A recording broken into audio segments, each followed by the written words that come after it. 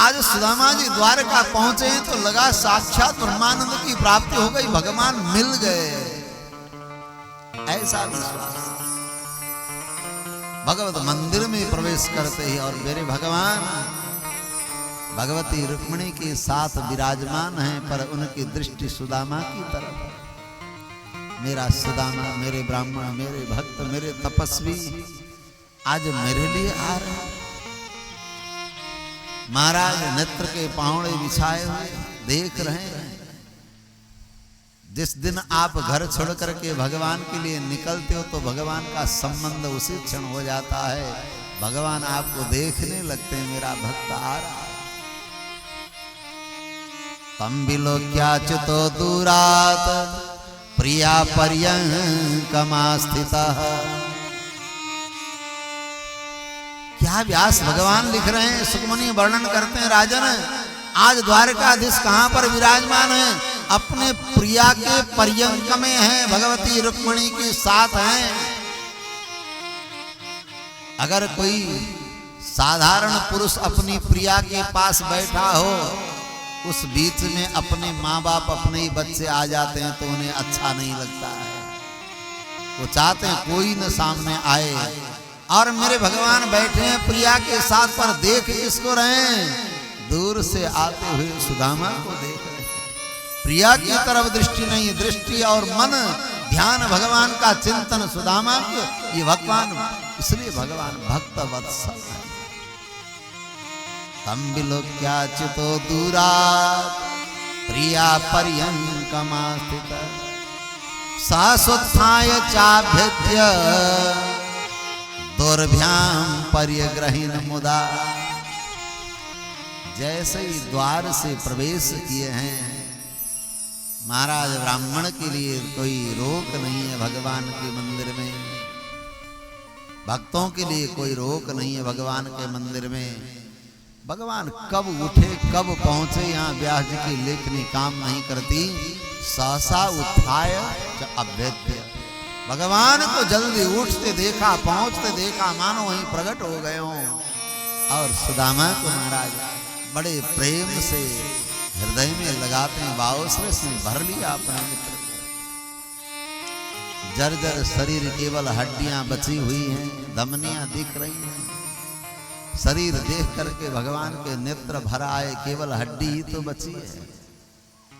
ऐसा तपस्वी ब्राह्मण धीरे से ला करके उसी पर्यंक में विराजमान कराया जहां भगवती रुक्मिणी का अधिकार है, केवल रुक्मिणी रहती हैं।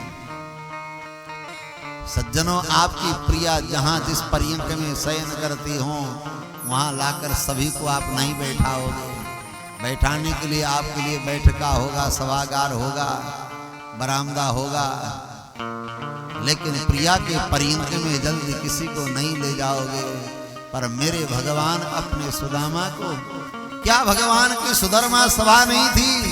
क्या भगवान के यहाँ महाराज आतिथ्य करने का गृह नहीं था? विशाल द्वारका में, पर भगवान अपनी प्रिया जहाँ विराजती हुई अपना उस पर्यंक में ले जाकर के विराजमान। अथोपवेश्य पर्यंके स्वयं सख्यु समरण। सुदामा को ऊपर पर्यंक में बिठाया, स्वयं नीचे जमीन पर बैठ गए। धन्य है भगवान, धन्य है ब्रह्मण्य देव।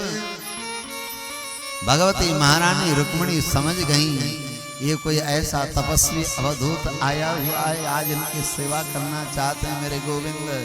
दौड़ करके स्वर्ण झाड़ी में जल परात लेकर के आई। भगवती रुक्मिणी महारानी ने झरझर जल को डाला। भगवान श्री कृष्ण चरण प्रक्षालन करने लगे तो उनकी चरण की दशा को देखकर फटी विवाएं। ऐसो बिहाल विवाइन सो विकंटक जाल लगे पुनि जोय। हाय माँ दुख पायो सखा तुम, आये तैन किते दिन खोए। पानी परात को हाथ छुयो नहीं, नैनन के जल सो पग धोए। देखी सुदामा की दीन दशा, करुणा करके करुणा निधि रोए। आज सुदामा की चरण की दशा को देखकर, शरीर की दशा को देखकर व्यक्ति कितना सुखी है, उनके हाथ पांव बोलते हैं, बताते हैं। शरीर बोलता है, महाराज कहना नहीं पड़ता है व्यक्ति सुखी है या दुखी है। पुराने जमाने में बेटी अपने ससुराल से लौट के आए तो उसकी माँ उनके हाथ पकड़ के देखें, पांव पकड़ के देखें, समझ जाते कि बेटी सुखी है या दुखी है। फटी विवाहियां, फटे हाथ बता देते हैं कि कितना मेहनत करते हैं। आज सुदामा की फटी विवाहियों को देखकर मेरे भगवान की आंखों से आंसू आ गए। क्यों आए? कि मेरे पास कितने अथाह ऐश्वर्य है और मेरा भक्त सुदामा वो भूखा प्यासा, इस अवस्था में धिक्कार है मेरी संपदा का। सज्जनों, आपके पास अथाह संपदा हो पर आपके स्वयं बंधु बांधव भाई भतीजे कहीं महाराज हो कष्ट में हो तो आपकी संपदा को धिक्कार है। आज मेरे भगवान आंसू बहाकर कहते हैं, तुम आज तक क्यों तुमने याद नहीं किया, क्यों नहीं आए?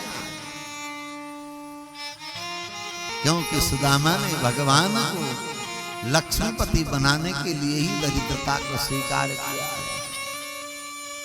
भगवान से कोई शिकायत नहीं, कभी नहीं मांगा, कभी नहीं ये सोचा कि प्रभु ने मुझे नहीं दिया। आज झरझर आंसू बहाते हुए मेरे भगवान चरण प्रक्षालन कर रहे हैं। प्रीतो व्यमुंचद अभ्यंदुन नेत्राभ्याम पुष्करेक्षण। भगवान के बड़े बड़े नेत्र हैं, उनको सब कुछ दिखता है। आज नेत्र जल से पाद प्रक्षालन किया। बढ़िया केसर कस्तूरी मलयागिरी चंदन कपूर डाल करके जो चंदन दिव्य चंदन है उसके द्वारा उन फटी विवाहियों को लेप करते हैं। चरण में चंदन लेप किया और ब्राह्मण की पूजा करे तो चरण पूजा करे, माथे में तिलक लगाए चाहे न लगाए, चरण की पूजा करना ही ब्राह्मण की पूजा। आज भगवान सुदामा के चरण प्रक्षालन करके चरण में चंदन लेपन कर बेलिंब दिव्य गंधेना चंदना गुरु कुंकुमई धूपई सुरभिभिर मित्रम प्रदीपावलिभीर मुदा मुदा। एक बार भगवान ने आलिंगन किया तो बहुत प्रसन्नता हुई भगवान को। आज मेरे तपस्वी ब्राह्मण मेरे द्वार पर आए हैं। आज जब भगवान चंदन लेप करके धूप दीप नैवेद्य से आरती करते हैं तब प्रसन्नता हो रही। आज मेरे घर ऐसे तपस्वी भक्त ब्राह्मण आए, प्रसन्नता से आरती कैसे करी? कहे कि दीपावली, दीपावली नहीं प्रदीपावली। जैसे आप दीपावली में हजारों हजार दीपक जला करके भगवती महालक्ष्मी का स्वागत करते हैं, आज भगवान ने सुदामा के लिए हजारों दीप से आरती उतारा, इसलिए प्रदीपावली भी मुदा। महारानी लक्ष्मी रुक्मिणी महारानी ने झट से 56 भोग की थाली भगवान का प्रसाद दिव्य तैयार करके सामने लाकर रखा। भोजन की थाली महाराज दिव्य चांदी की थाली, चांदी की कटोरियों में राजा धीराज द्वारकाधीश के यहाँ का आतिथ्य, अनेक प्रकार के भोजन, 56 भोग वहां पर। इधर से एक तरफ से नमकीन है, पकौड़ी है, मिठाइयाँ, रसमलाई, रसगुल्ले, लड्डू, पेड़े, बर्फी, कचौड़ी, मालपुआ, खीर, हलवा। ऐसा दिव्य प्रसाद जब सामने आया, सुदामा जी के रोंगटे खड़े हो गए, नेत्र में आंसू भर आया, कंठा अवरुद्ध हो गया। इतनी बड़ी थाली मेरे लिए, अगर ये घर में आज होता, आज मेरे छोटे छोटे बच्चे कितनी प्रसन्नता से पाते। क्या मैं यहाँ बैठ करके इस 56 भोग को पाऊं? क्या यही मेरा धर्म है? मैं एक पिता हूं, मैं एक पति हूं, जहां मेरी पत्नी भूखी है, जहां मेरे छोटे छोटे बच्चे भूखे हैं, क्या मेरे लिए उचित होगा मैं यहाँ 56 भोग पाऊं? नेत्र भर आए, हाथ आगे नहीं बढ़ा। भगवती महालक्ष्मी रुक्मिणी ने देखा, पसीने छूट गए शरीर में।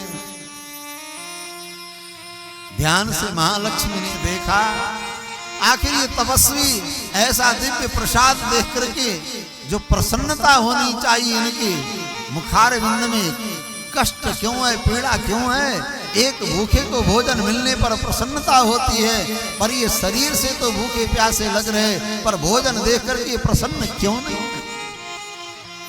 महालक्ष्मी ने देखा तो छोटे छोटे बच्चे ब्राह्मणी सुशीला को घेर करके, माँ भूख लगी है, खिलाओ, मर जाऊंगा भूख से। ब्राह्मणी समझा रही, बेटा तुम्हारे पिता गए हैं भगवान द्वारकाधीश के पास, वो आते ही होंगे, वो ले आएंगे, वो व्यवस्था करने के लिए गए, तुम बस चिंता मत करो। आज महालक्ष्मी का हृदय फटा इस दृश्य को देखकर।